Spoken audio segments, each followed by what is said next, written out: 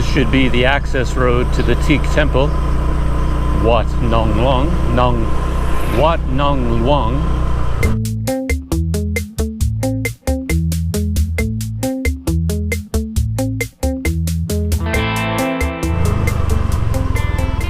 Oh, I think that's it, just over here to the left.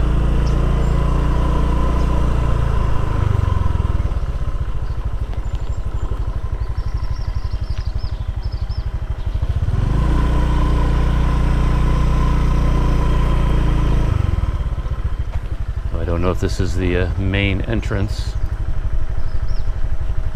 As always, I'm never quite sure what to do with my scooter at places like this. I notice, scooters off there to the right, parked on the grass. Just something I wouldn't normally do, but if other people have done it, I guess that's the local tradition.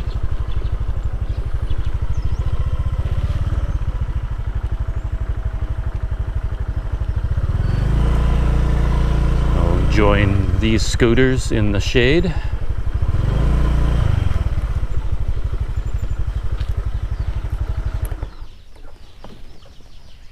We've arrived at the Teak Temple, and I think the main Teak Temple building is situated right over there, and another temple, more of an administrative building over there.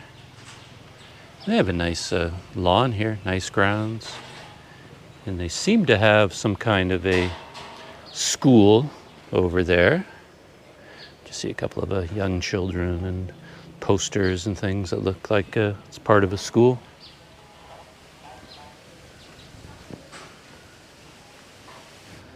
On my way here, I stopped off to watch some farmers taking the kernels of corn off the cobs after a corn harvest. And I think that experience is going to be a little bit like going to the beach, because after you go to the beach, of course, for about a week, you find sand everywhere. There's sand in your shoes, sand in your socks, sand in your knapsack. There's sand everywhere. And from that experience with the corn harvesting, I got covered in corn dust, and I'm finding it all over the place. I'll probably be covered in corn dust for a long time.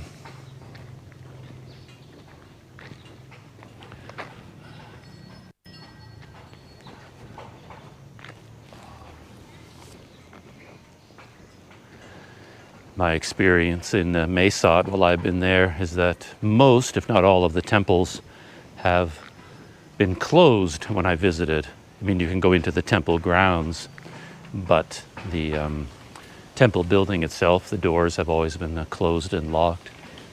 I don't know if that was a response to the pandemic or something else was going on, but I'm wondering whether the doors to this temple will be open. Wow. Yeah, looks like I see an open door. Well, we'll see whether I'm able to go inside or not.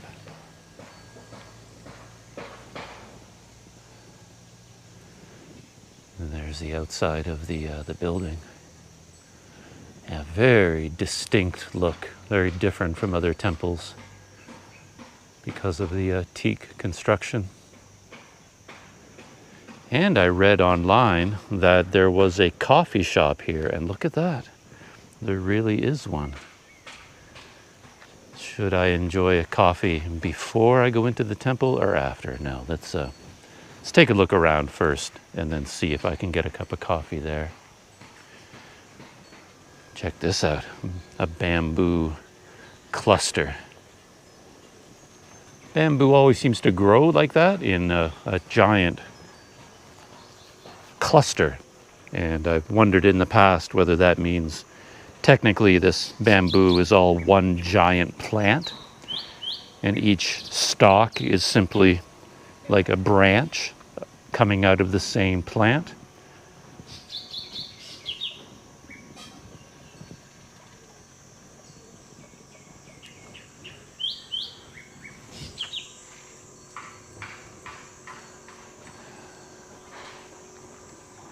There's an interesting display here,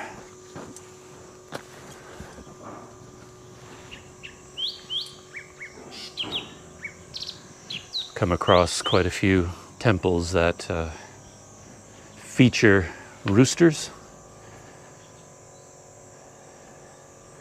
This appears to be one of them. We have some roosters on either side. And there's something going on here honoring this man who is clearly related to the military.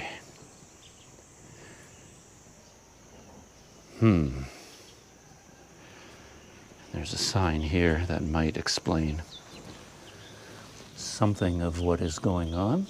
I'll do a Google Translate on that later. But look at the interesting display. A police car, an attack helicopter, some toy construction vehicles, and the statue himself. He's holding a rooster, but he's also holding some kind of a machine gun, an assault rifle of some kind. And he's wearing a military hat and kind of military style sunglasses. And over here, a whole bunch of military clothing and toys, like toy plastic guns, slingshots. I don't know if these are donations or they're actually here for sale for children visiting the temple. Yet another mystery that will probably not be solved to any great degree. Interesting. I attempted to do a Google Translate with my phone, the camera on my phone, for the signs here, but it didn't come up with anything that made any sense. So, yeah, I don't know what this display is about.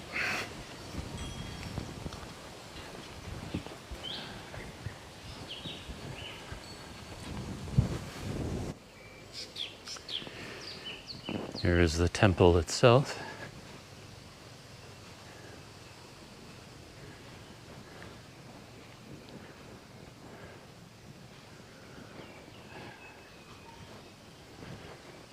As always, I'm going to do a walk around the outside before I go into the interior.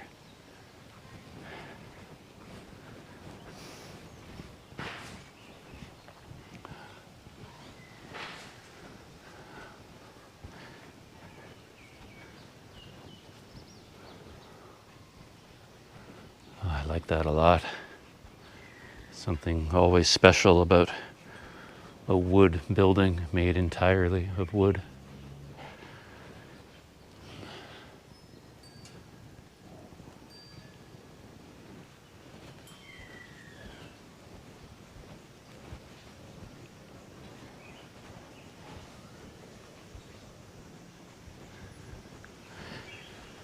It makes me wonder what the situation is these days with teak, because teak is kind of a protected sort of wood, isn't it? I know teak is valuable, and there probably aren't that many teak trees left in the world. So I just have this vague memory of reading about teak at one point where you can't just go into a forest and chop down as much teak as you want and take it out. I mean, it's controlled to an extent, right? Certainly a valuable wood. So I wonder about the history of a temple like this, with all the teak that was made to construct it.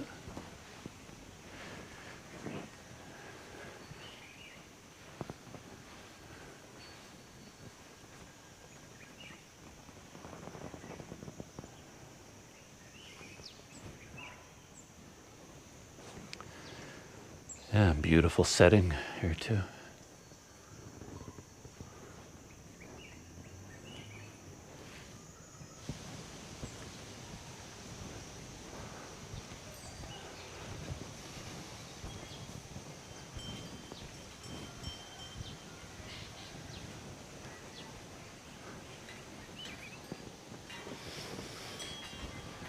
let's head into the inside.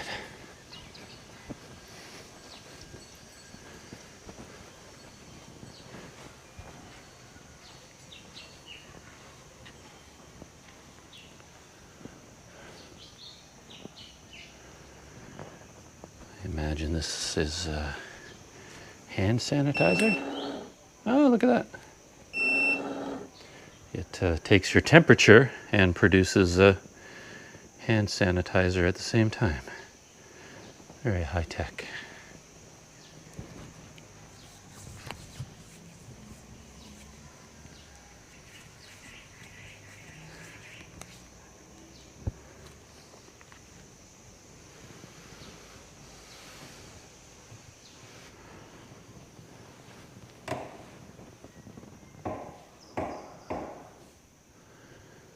Nice wooden flooring.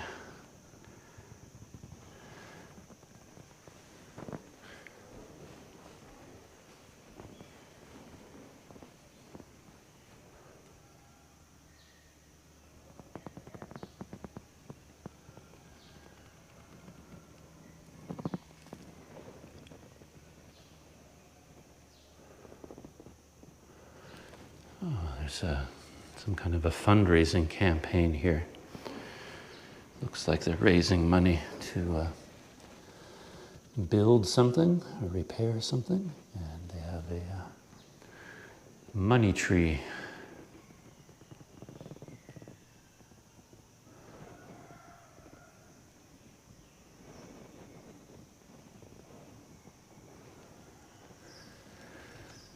And they have an interesting mechanism inside the temple. I'm assuming this is something to do with getting your fortune.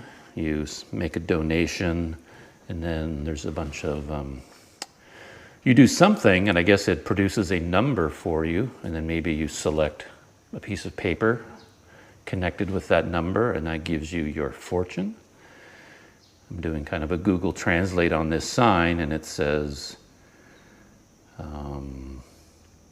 Chun's voice, numbers 1 to 28. As possible, watch the needle that stops running, ready to receive blessings, wealth, prosperity, safety, coin or bank deposit according to faith power. Invite the voice of Sumsi. The translation keeps changing, so it gives me different translations for some of the text here. Actually, I wonder if I can capture it on... Yeah, there's some of the translation. Now it says invitation. Invite the voice of Sumsi. So what I suspected is right. It's some kind of a fortune-telling device. But I don't know how you trigger it to work. Just putting money in there wouldn't do anything. I guess you would have to press a button or trigger a sensor of some kind. Yeah, I don't know what you do. Interesting.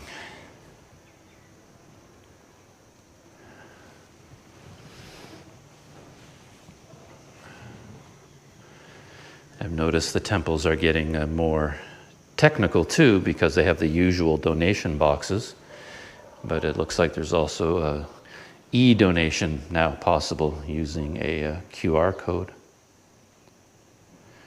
So they're going digital. And some of the window shutters, the teak is carved.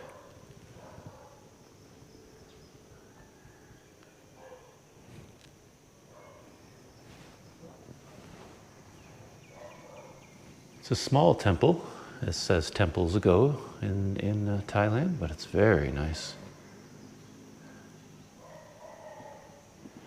And I noticed that there's a display in a field over there, some kind of statuary. There's another shrine over here, and then statuary in a field, so I'm going to walk in that direction. Take a look over there, and then go get a cup of coffee. There's another view of the teak temple.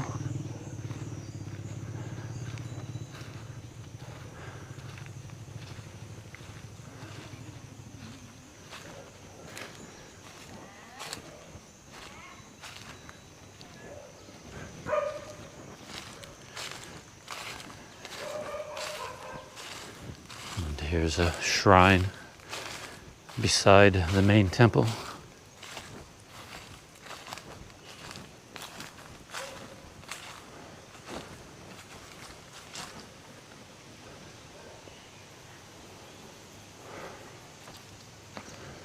And a set of figures over here.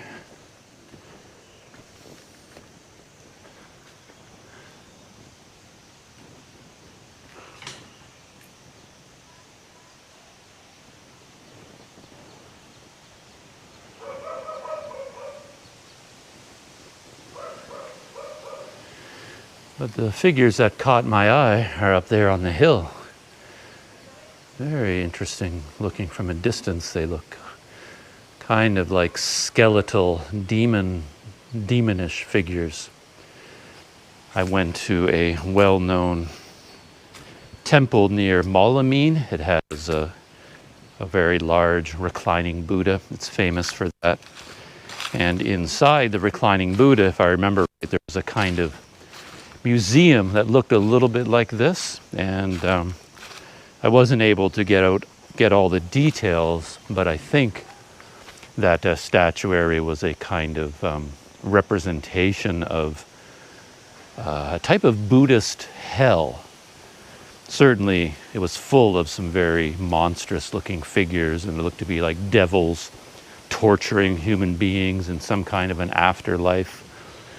I never was able to, get to the bottom of it. I just sort of walked through it and took it all in.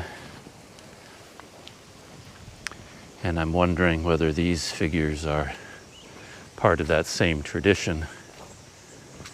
Because from a distance, I see a horned devil, and he appears to be cooking a bunch of people in a pot. He's stirring them up for dinner. And whatever's happening to these people in the pot, they don't look particularly happy about it. I think they're trying to get out, and the devil is poking them back in with his stick. Quite an interesting looking devil too, with his mustache and his horns.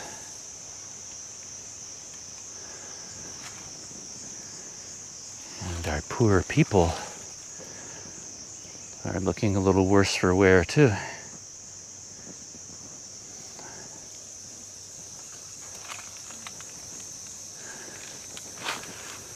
Starving figures, and you can see the rib cage and bones on these guys. Very odd. This fellow is holding a drink, but he's also starving. And then we've got some very monstrous figures scattered about. Like this guy with a bizarre distended belly. And another one over here with something going on with his face that would indicate not everything is normal here either. And check out the size of his hands.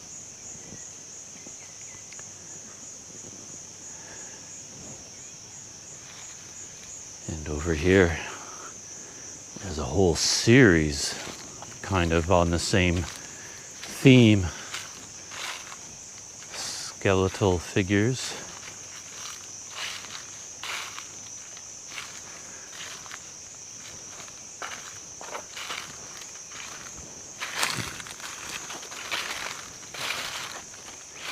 This poor woman appears to have some kind of a slug or insect crawling up her tongue.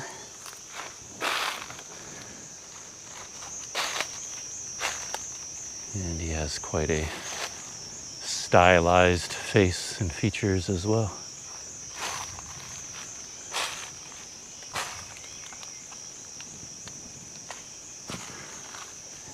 And this reminds me of the scenes from that temple in Malamine.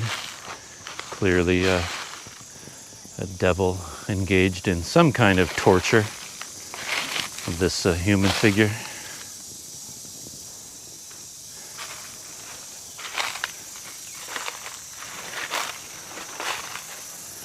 Again, a very odd face. The beard and the mustache and the horns.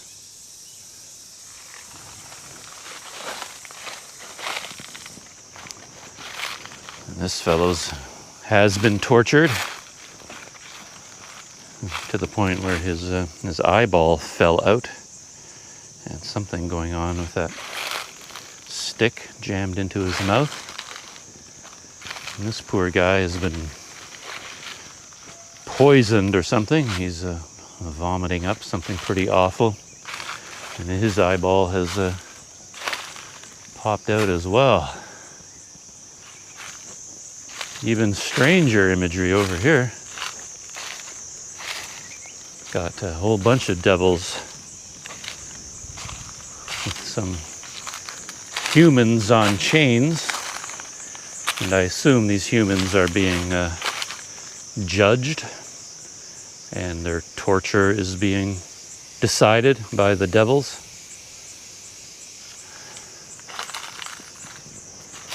And this fellow up here is almost certainly the head devil, the judge for this, for all the proceedings here. And he even has a skull on the end of a scepter. And one devil over here reading from a book of perhaps laws for all the punishments that they have to mete out to all these humans. Same thing going on over here.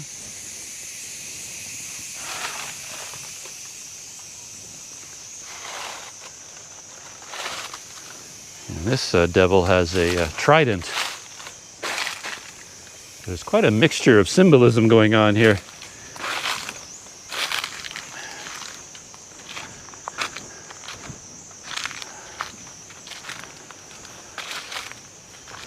Certainly an odd sight when you combine it with the teak temple. It's not something you would expect to find here, a display like this. I remember when I shot video from that depiction of hell at the temple in Malamine, there are actually a lot of displays I didn't take any video of because they were kind of too gruesome to put on YouTube, I thought. More like something you would expect in an R-rated horror movie, so I carefully aimed my camera away from the worst of the displays. And there were a few features up in there that I artfully kept out of the GoPro's frame as well. Fairly gruesome tableau.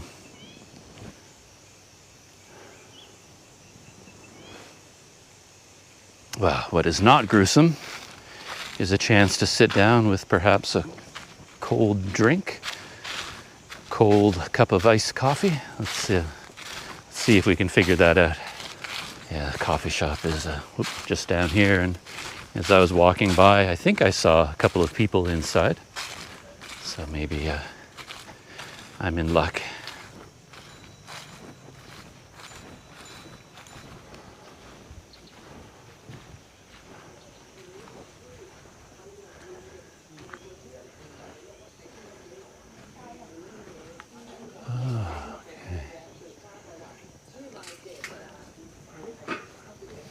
I asked the women here for any hint of a cold drink, but they just shook their head and looked at me in a puzzled manner. So I do see some drinks there, some Coke and refrigeration and stuff, but apparently not for me.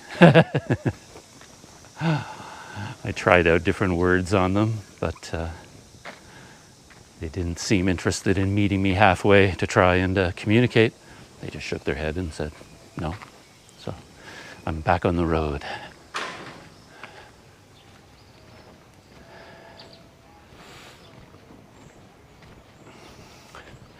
I don't have any other places in my mind to go on this trip out into the countryside.